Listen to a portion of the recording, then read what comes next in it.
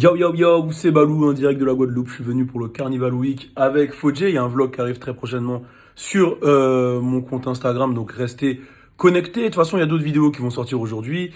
Euh, voilà, vous le savez, le 29, c'est-à-dire ce samedi, on sera à l'Esplanade de la Défense de 10h à 18h pour un gros Superstar on Tour. C'est Adidas, Courir et l'équipe French Plug ensemble. Donc on va avoir un grand tourbus, il y aura des animations, il y aura 3 000 € de cadeaux à gagner si tu customises ta Superstar et que tu fais la meilleure Superstar. Il y aura forcément des rencontres avec l'équipe French Plug, du turn-up, donc soyez au rendez-vous. De toute façon, je partagerai les flyers, enfin vous le savez, j'ai déjà donné le rendez-vous, mais je partagerai le flyer sur mon Insta et sur mes réseaux, en communauté, un peu partout. Bon, là on va parler de Booba. Alors, il y a eu une interview de JQ qui a circulé, qui est intéressante. Et dans l'interview de JQ, vous le savez de toute façon sur cette chaîne YouTube, on parle de rap US. Booba parle de plusieurs choses. Bon, il parle de la nouvelle génération de rap français, il donne son avis. Mais moi, ce qui m'intéresse, c'est le passage sur Kanye, Jay-Z et Drake, parce que je vois que ça fait un peu polémique sur Twitter. Donc, je vais donner un peu mon avis et ça n'engage que moi, bien sûr. Donc, et je vais vraiment être le plus neutre possible, parce que en général, les gens, quand ils parlent de rap français, ils ont peur de dire ce qu'ils pensent, parce qu'ils ont peur de se faire tacler, parce qu'ils ont peur de si. Mais je vais aller direct, droit au but et on y va. Alors, il parle de Kanye et il dit, Kanye, je déteste humainement, musicalement, c'est tout ce que je ne supporte pas. Ça fait 10 ans qu'il a craqué, c'est un démon ce mec. C'est le règne du mensonge, de l'hypocrisie, du fake, c'est horrible. C'est incroyable d'être aussi nul et plus personne n'écoute sa musique. Les gens écoutent une fois par curiosité, mais après ils arrêtent. Je l'ai vu en concert, le mec ne sait ni chanter ni rapper, il n'a pas de souffle, pas de coffre, c'est le néant. Bon, il a quand même assez tiré sur Kanye. Je vais faire passage par passage. Donc on va commencer avec le cas Kanye.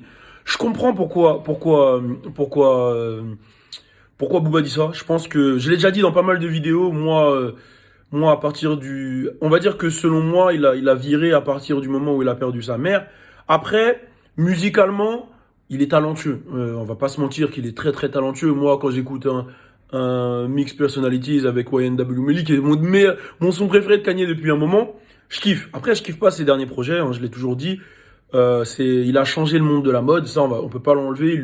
Il a ouvert des portes aux minorités dans le monde de la mode. Mais je peux comprendre le raisonnement de Booba sur certains points, parce que moi-même je l'ai déjà dit. Humainement, je sais pas, je le connais pas plus que ça, même s'il me fout, j'avoue, il me fout le mort quand il est dans son délire avec Trump. Donc sur ça, il me fout le mort. Ça fait 10 ans qu'il a craqué, je vois pourquoi il dit ça. C'est vrai qu'il a changé. L'époque College Dropout, Hello 8, Heartbreak, enfin tous les gros classiques de Kanye, c'est plus du tout la même chose, ça c'est sûr. Et c'est vrai que après, depuis un moment, je l'écoute plus Kanye. Bon, il va y avoir des petits singles comme ça qui sortent que j'écoute parce qu'ils passent à la radio. You such a fucking oh, I love it. Voilà, je vais l'écouter. Ou Mix Personalities que j'ai écouté de moi-même, mais j'avoue que voilà, les derniers projets de Kanye ne m'ont pas enchanté, donc je comprends. Mais tu peux pas nier le talent, tu vois. C'est un démon ce mec, c'est le règne du mensonge, de l'hypocrisie, du fake, c'est horrible. Je pense qu'il dit ça par rapport à tout l'univers Kardashian, la manière dont il contrôle les médias, la manière dont des messages qui passent, ça se voit que tout n'est pas forcément sincère des fois, que c'est plus pour faire parler de lui. Il sait contrôler les médias, donc je pense qu'il parle par rapport à ça. Sur ça, je le rejoins. C'est vrai que Kanye, c'est un mec qui contrôle les médias et il fait toujours beaucoup de bruit quand il a un gros projet ou une grosse paire. Mais voilà, comme je le dis souvent, chacun a son éthique de marketing. Il y en a qui sont capables de faire beaucoup de bruit pour beaucoup de choses. Mais voilà, ça c'est une éthique de marketing. C'est incroyable d'être aussi nul. Bon, après, les gens l'écoutent une fois par curiosité. Bon, ça, je pense pas quand même. Je pense qu'il a quand même une vraie base fan. Je pense qu'il y a vraiment des gens qui l'écoutent, qui sont passionnés, qui sont à fond dans Kanye.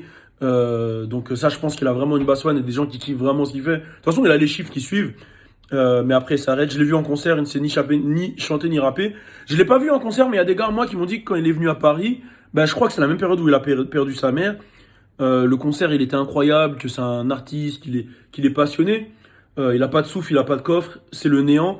Je pense qu'il est un peu dur, la Booba. Mais je comprends son seum contre Kanye, surtout s'il était comme moi un fan de l'ancien Kanye. C'est vrai que s'adapter au nouveau, c'est un peu plus compliqué. Mais après, ce que je valide chez Kanye, c'est qu'il fait ce qu'il kiffe et il s'en bat les couilles de ce que les gens pensent de lui. C'est-à-dire que ça va pas le toucher, il s'en bat les couilles. que t'aimes pas, il fait ce qu'il kiffe. S'il faut là, il est dans la religion, il est à fond dedans. Bon, je sais pas s'il le fait pour le clout ou s'il est sincère, mais il fait ce qu'il kiffe. Et ça, c'est vraiment un truc sur lequel il faut respecter. Ce qu'il a ouvert dans le côté design, easy, c'est ouf. Et voilà. Après, musicalement, j'accroche plus du tout. Donc, je comprends une partie du message de Booba. À propos de Jay-Z, il dit, le mec a tout l'argent qu'il veut pour faire un pur truc avec les meilleurs producteurs, prêts à lui faire des sons du futur. Et il sort un album insupportable, même pas foutu de trouver une seule instru qui tue avec tout le budget qu'il a. Comment c'est possible? Donc, il parle du projet 444. Donc, je pense qu'il veut dire ça par rapport au fait que Jay-Z, voilà, il a pas ramené cette touche de nouveauté dans la musique. Voilà, il y a plein de producteurs, hein. Tu penses à Eloïd Mafia, tous les jeunes, etc. Enfin, je dis Eloïd Mafia. Enfin, voilà, tous les producteurs, Murder on the Beats, So It's Not Nice, Cash Money AP, je sais pas, il y en a plein. Yo Pierre, you wanna come out here? Il y en a plein des producteurs. Euh, The Internet. Enfin, il y en a vraiment beaucoup. Et je pense que ce qu'il veut dire, c'est qu'il aurait dû rajeunir sa musique, essayer d'être dans ce qui se fait, essayer de trouver du nouveau. Et il est resté un peu dans le Jay-Z de base. Mais je pense aussi que c'est volontaire. Je pense que Jay-Z, il le fait parce que c'est ce qu'il kiffe. Mais aussi parce que la base fan qui suit Jay-Z ne veut pas de voir un Jay-Z qui se renouvelle. Par exemple, Nas, qui a sorti son remix avec Lil Nas X, ben je sais que les anciens, ils l'ont très très mal interprété. Ils l'ont très mal pris. Comment ça, Nas, il fait des trucs avec Lil Nas X? Jay-Z, ce qui est fort dans ce qu'il fait, c'est que quand il fait un album, c'est toujours la marque Jay-Z. Il va toujours avoir ce discours mature, ce discours de Black Excellence. Voilà, il va toujours rester dans sa ligne directrice Jay-Z.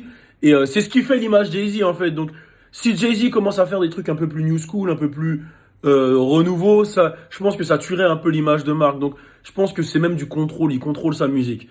Je comprends ce qu'il veut dire Booba. Je suis pas d'accord sur Jay-Z. Je pense que Jay-Z, faut qu'il reste comme il est. C'est ce qui fait Jay-Z. Parce que voilà, je pense qu'un rajeunissement de Jay-Z à son âge, ça me saoulerait un peu. Et qu'il aille chercher. Après, qu'est-ce qu'il veut dire par instru du turfu? Est-ce qu'il veut dire qu'il se limite à des instrus de Jay-Z de base, un peu new-yorkaise? Ou qu'est-ce qu'il veut dire par là? Moi, je pense qu'il parle de renouveau, parce que Booba, c'est un mec qui est dans le renouveau. Il va tout le temps chercher des nouveaux beatmakers, il laisse son email, etc. Mais je pense pas que ça soit la formule des mecs comme Jay-Z. Donc, sur Jay-Z, je le rejoins pas trop, et je pense que c'est même mieux pour Jay-Z qu'il ait fait ça. À propos de Drake, il dit, il a un truc fake que je n'aime pas, et sa musique plaît plus aux meufs qu'aux mecs, mais il faut le reconnaître que c'est un génie pour les tubes. Il est au sommet des charts depuis 10 ans, et ça, personne d'autre que lui n'y arrive. Bon, sur Drake, le truc fake, je pense, moi je pense pas que Drake il soit fake. Je pense que Drake il est real, mais là où je pense que Booba lui il le voit en tant que fake, c'est dans le sens où il a un contrôle sur ce qu'il fait qui est ouf. Il sait donner du clout aux bonnes personnes au bon moment. C'est-à-dire qu'il y a un petit côté stratégique. Il sait que là il va faire le truc de Top Boy parce qu'en ce moment il y a une vibe londonienne qui est en train de monter. Il sait, voilà, là, si je me mets avec Blockboy JB, c'est le petit mec de Memphis qui est en train de niquer, il faut que je sois dans le truc. Il sait flairer les choses, il sait flairer les tendances. Et du coup, ben, ça donne cet aspect culture-vulture fake, parce qu'il y a beaucoup de des débats sur ça, sur le fait que Drake, il soit un culture-vulture, sur le fait que Drake, il s'approprie les cultures, etc. Ce qui donne ce côté fake. Ce côté voilà un peu contrôlé de sa musique, contrôlé de ce qu'il va faire et non pas spontané comme toute cette nouvelle génération. La nouvelle génération elle est spontanée, elle raconte ce qu'elle vit. Lui ça donne un peu ce côté calculé, mais je pense que dans la démarche il est sincère. Ça a l'air d'être un mec qui kiffe ce qui se fait de nouveau. Il sait que ça lui rapporte, mais ça a l'air d'être un mec qui kiffe ce qui se fait de nouveau et qui jump vraiment sur les trucs. Ça se voit que quand il est solo, il va écouter son... Voilà, en ce moment, voilà, je sais pas, bah, Pop Smoke, je pense qu'il était à fond dans Pop Smoke. Ça se voit qu'il écoute ce qu'il kiffe et qu'il se dit, vas-y, j'ai envie de bosser avec lui, tu vois. Donc je pense que la démarche, elle a l'air fake, mais après, vraiment, j'en sais rien du tout, hein. Je donne mon avis par rapport au ressenti que j'ai, mais ça a l'air d'être un mec real. Après, il est fort dans le contrôle de son image et de ce qu'il va faire. Mais je comprends pourquoi il pense ça. Je suis pas d'accord. Comme sur Jay-Z, je suis pas d'accord. Sur Kanye, je le rejoins un peu. Sur Jay-Z, je suis pas d'accord. Et, et voilà. Et sur Drake, ouais, bah, bien sûr, c'est un génie. Il est là depuis 10 ans. Il est au top. C'est le numéro un depuis 10 ans. Et ça, on peut pas lui enlever. Pour moi, ça reste l'artiste de la décennie par rapport à la performance et par rapport à ce qu'il a proposé. C'est le fils de Lil Wayne. Donc forcément, il a appris des erreurs de son grand. Il a vu Lil Wayne, c'est un mec qui est vrai à 100%, tu vois. Et lui, je pense qu'il a Drake, étant donné que, voilà, c'est un mec qui sort de l'acting, voilà, il n'est pas forcément de la rue, donc il a peut-être pas les mêmes choses à raconter. C'est un mec qui a beaucoup regardé. Il est avec Jay Prince, il est avec Lil Wayne, avec Birdman. Donc il a appris des anciens, il a compris les stratégies en regardant et du coup il les réadapte. Ce qui peut donner ce côté un peu faux. Mais selon moi, il l'est pas. C'est un kiffeur. Je pense que c'est un kiffeur. Et on le voit, hein. Regarde comme il était passionné quand Toronto il gagnait les playoffs. Même s'il sait que ça fait du clout, je pense il y avait vraiment, je pense qu'il rajoute un tout petit peu. Tu vois, un petit peu parce qu'il sait que ça fait parler de lui, mais je pense qu'il est réel. Donc voilà. C'était un peu mon avis sur ce que Booba a dit, sur les petites polémiques. Mais quand même, sur Kanye, j'avoue, il a été dur, mais je comprends le message. Donc voilà. J'ai bronzé quand même un peu. Voilà, n'hésitez pas à réagir. Qu'est-ce que vous avez pensé des propos de Booba? On est ensemble. Force à tout le monde. Turn up!